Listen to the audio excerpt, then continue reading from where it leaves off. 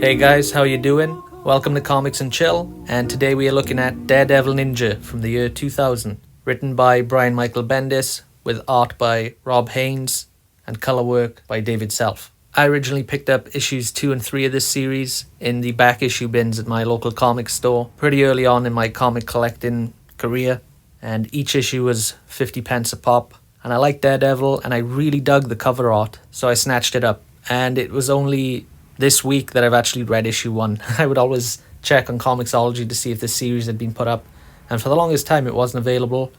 They've changed that, and I've read through the whole thing this afternoon, and although I love the artwork, I love the design, I hated the story. It doesn't make any damn sense to me, but let's dig in and find out why.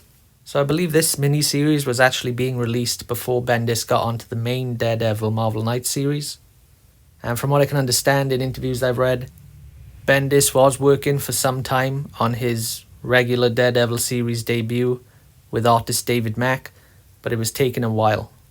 Perhaps because of David Mack's painterly art style. And Bendis joked that he wasn't able to get any ninja shit into the story that he'd done with Mack. And he pitched this to Joe Quesada, and I guess that's just how it came to be. Originally, I guess there was a test run to see if Bendis was good enough to take over Marvel Knights Daredevil, but it just seems that this was a fun adventure story they were going to put out on the side. And the story revolves around Daredevil's sensei, Stick, who was passed on.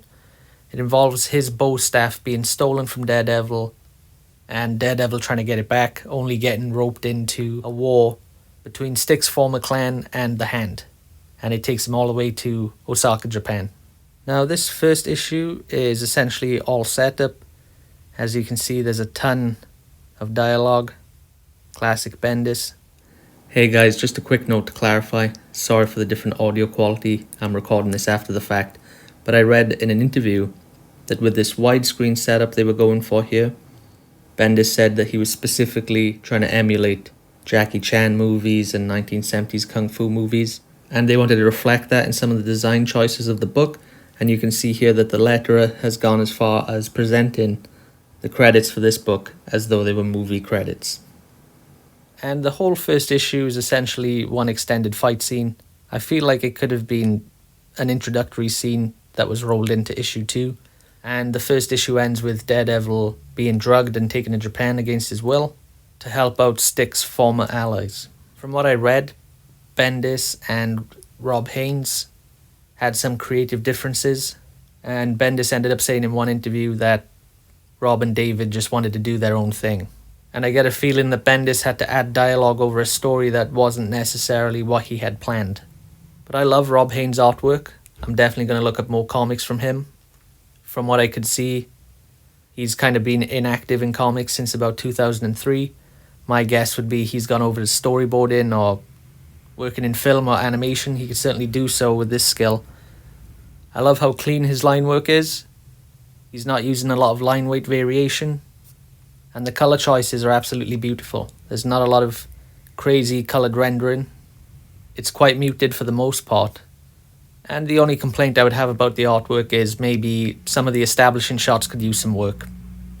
But I'm not going to lie, the story is pretty disappointing. As I mentioned, there seem to have been creative differences, and visually it's fantastic, and a story called Daredevil Ninja sounds like everything I could want. But it's a whole lot of action with Bendis trying to steer the story with huge dialogue boxes plonked on top of fight scenes, and they don't really connect together. I would recommend this book for the artwork alone, and it's just a bit too bad that the story couldn't come together, be a little tighter. This thing could have been a real gem. Anyway, thanks for watching today's video. Like and subscribe if you haven't already. Follow us on social media, tell your friends, and have a great day. I'll be back tomorrow.